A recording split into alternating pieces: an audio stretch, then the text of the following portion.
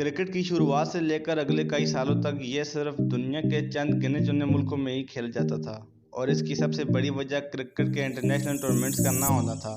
लेकिन साल 1975 में ये सब बदलने वाला था जब पहली बार क्रिकेट का वर्ल्ड कप हुआ जिसमें 8 मुल्कों की टीम्स ने हिस्सा लिया और यहीं से क्रिकेट की पॉपुलैरिटी बढ़ने लगी और सही मानों में क्रिकेट की ग्लोबलाइजेशन शुरू हो गई।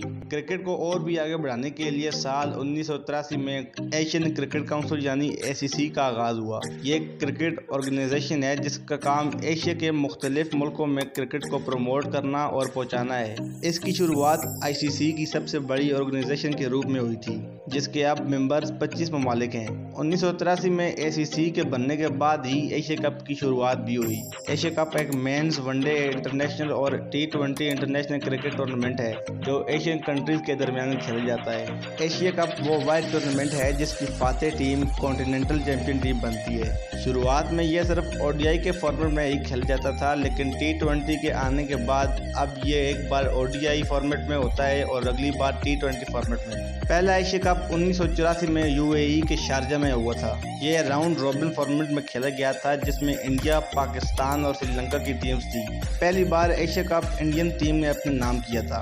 अगला एशिया कप 1986 में श्रीलंका में हुआ था। इस वक्त इंडिया और श्रीलंका के खराब तल्लुकात की वजह से इंडिया टीम नहीं गई थी जिसके बाद बांग्लादेश की टीम को इसमें शामिल किया गया।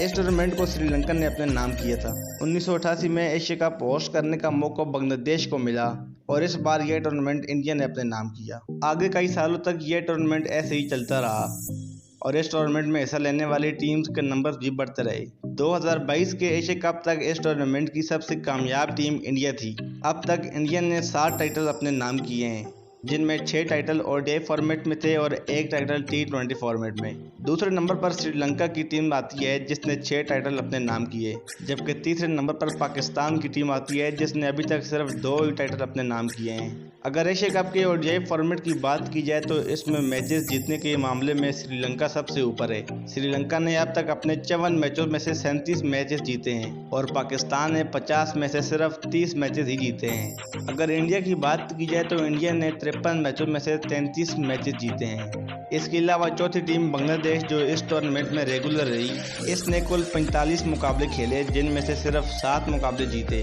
अगर एशिया कप के रिकॉर्ड्स की बात की जाए तो इस टूर्नामेंट में सबसे ज्यादा रन्स श्रीलंकन प्लेयर जयसूर्या ने बनाए हैं। उन्होंने एशिया कप में 6 सेंचुरीज भी लगाई हैं। वहीं इनके टीममेट कुमार संगकारा ने 12 हाफ सेंचुरीज लगाई हैं। इसके अलावा अगर बॉलिंग रिकॉर्ड की बात की जाए तो इसमें सबसे ज्यादा विकेट्स लसिथ मलिंगा ने लिए हैं। उन्होंने एशिया कप में 33 विकेट्स हासिल की हैं। इसके अलावा ये 3 बार एक ही मैच में 5-5 विकेट भी हासिल कर चुके हैं। एशिया कप अब तक सिर्फ 2 ही बार T20 फॉर्मेट में हुआ है। इस बार एशिया कप के होस्टिंग राइट्स पाकिस्तान के पास है और इस बार यह टूर्नामेंट हाइब्रिड मॉडल के तहत खेला जाएगा जिसके 4 मैचेस पाकिस्तान में जबकि 9 मैचेस श्रीलंका में होंगे। एशिया कप में इस बार भी पाकिस्तानी टीम की क़यादत बाबर आजम ही करेंगे। इस बार एशिया कप में 6 टीम्स हिस्सा लेंगी और कांटे के मुकाबले देखने को मिलेंगे। 2 सितंबर को पाकिस्तान और इंडिया का पहला मैच श्रीलंका में खेला जाएगा। उम्मीद है कि पाकिस्तान इस बार इस कप को अपने घर लाएगा। तो दोस्तों ये थे एशिया कप और इससे जुड़े हुए कुछ फैक्ट्स। अगर आपको इसके अलावा कोई और फैक्ट्स मालूम है तो हमें कमेंट सेक्शन में जरूर बताएं। मिलते हैं किसी नई वीडियो के साथ,